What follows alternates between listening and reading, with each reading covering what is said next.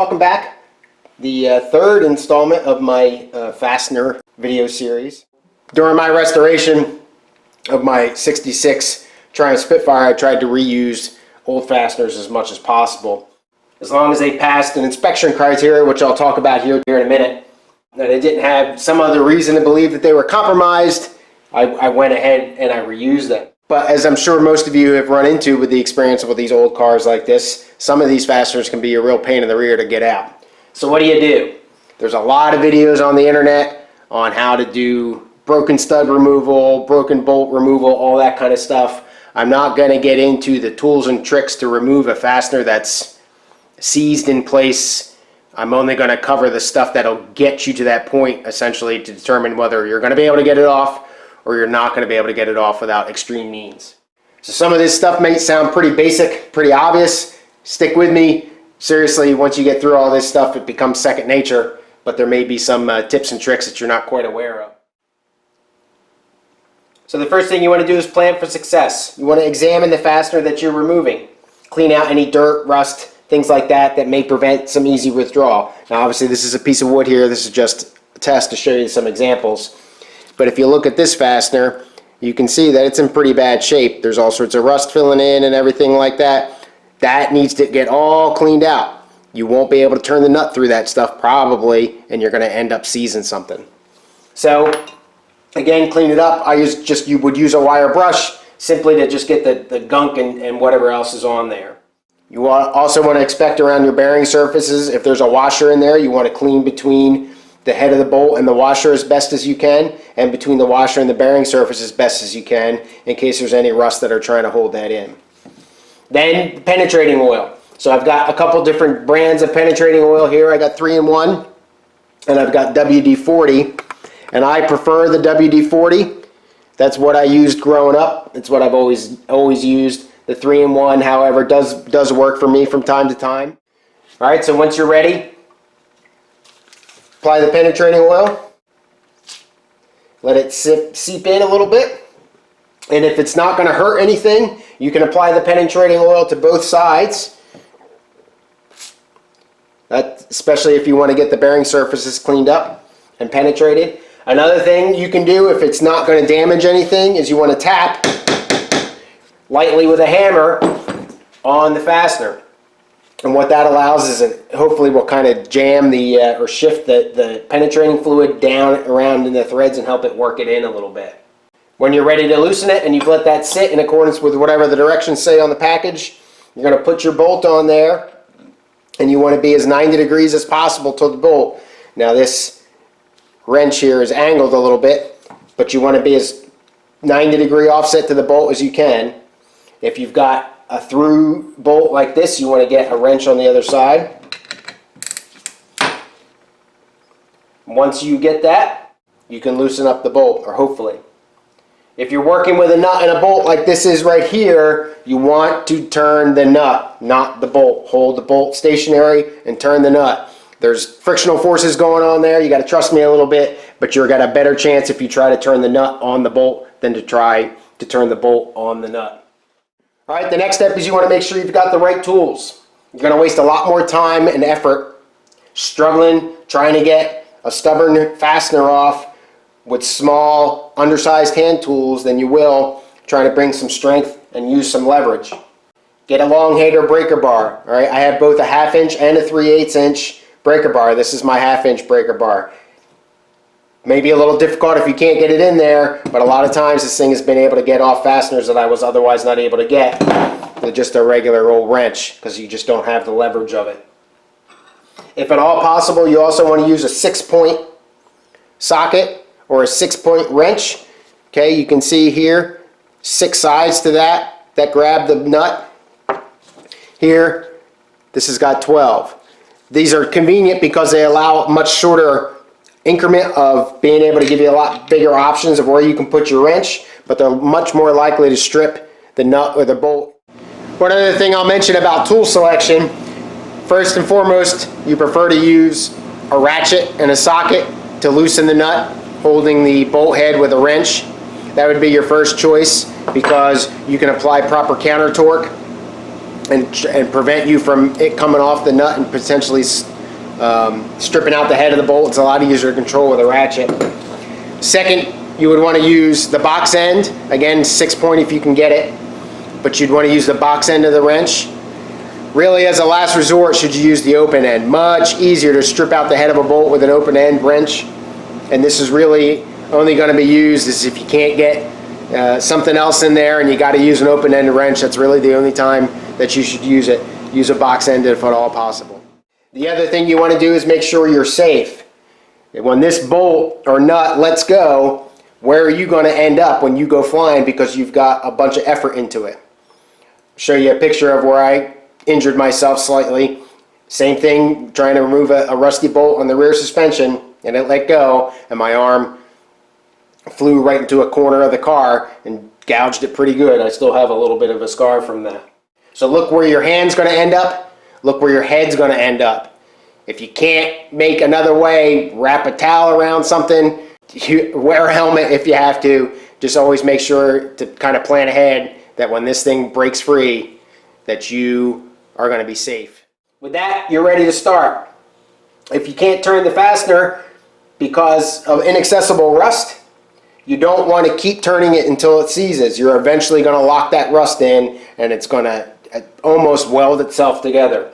So what you can do is you can turn it a little bit until you get some significant fight and some significant binding.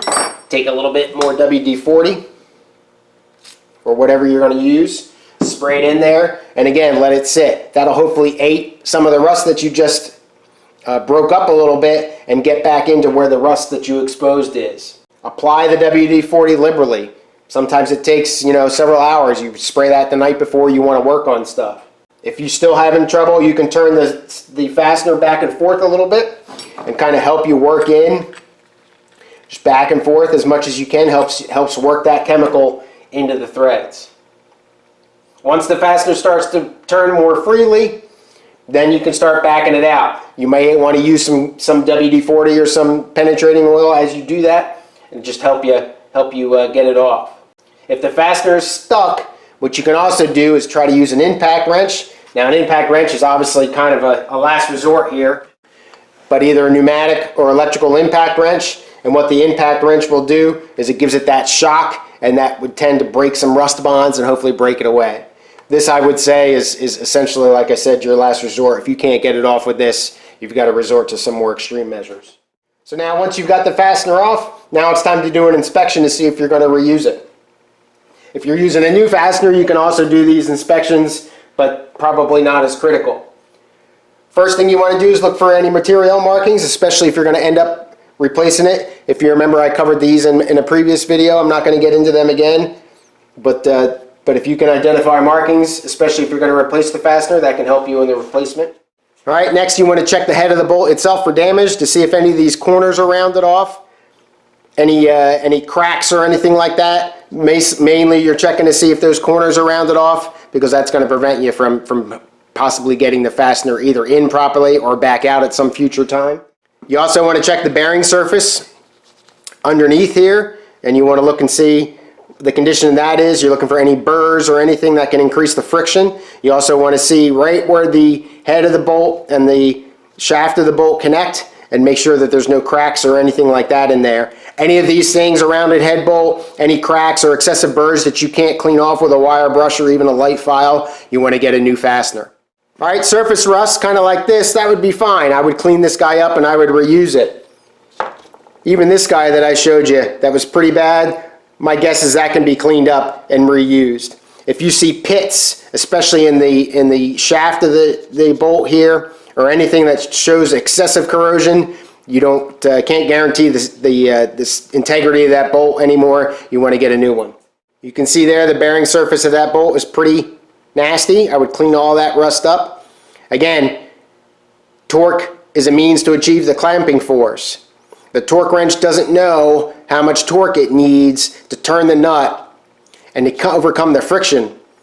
So you could be having a torque spec of 100 foot-pounds, but if it takes you 90 foot-pounds just to turn the nut, then all that torque is going to that and not to the clamping force. If you have any suspicion that the fastener has been over-tightened, Really, the only way to tell that is you would see it either bent, possibly, or stretched. But if you can't really tell, but you think that it may be over tightened, you need to get a new fastener. There's no way to really look at a fastener to know conclusively that it's been over tightened.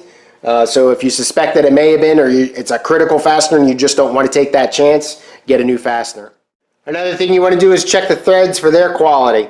Now, I beat the heck out of this one with a hammer, and you can see hopefully that the threads are in pretty bad shape. It's kind of called thread flattening. This one would probably obviously not being able to be repaired. However, if the threads are just a little bit dirty, say in the instance of this one here, I have a kit that goes by a couple different names, just essentially a thread dressing kit. It has both for bolts themselves and for the stud holes. I use this thing a lot, especially during my engine rebuild. And what these will do is you can run them into the holes, and it's got little grooves cut into it, and that will collect the dirt and flush it out of the system. As a matter of fact, I even lost one. I used it so much, unfortunately. Came with both coarse and fine thread, and was able to, you can get them in both metric and standard, and this was a great help. I use this, like I said, I use this a lot.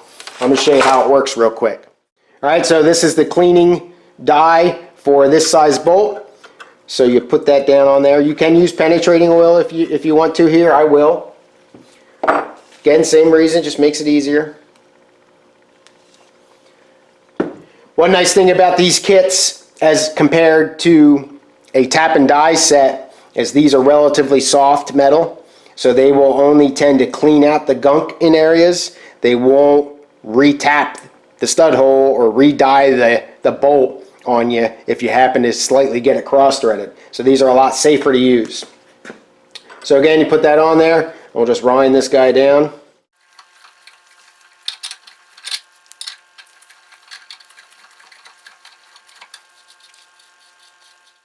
All right, finish that up and take it off.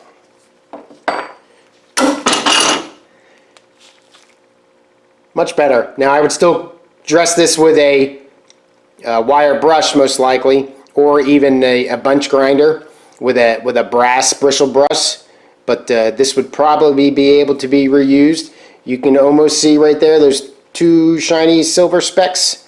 Looks like there's a little bit of thread stuff going on, but that looks interior, and I think I would trust that to be used. I don't know, I'd have to look a little closer.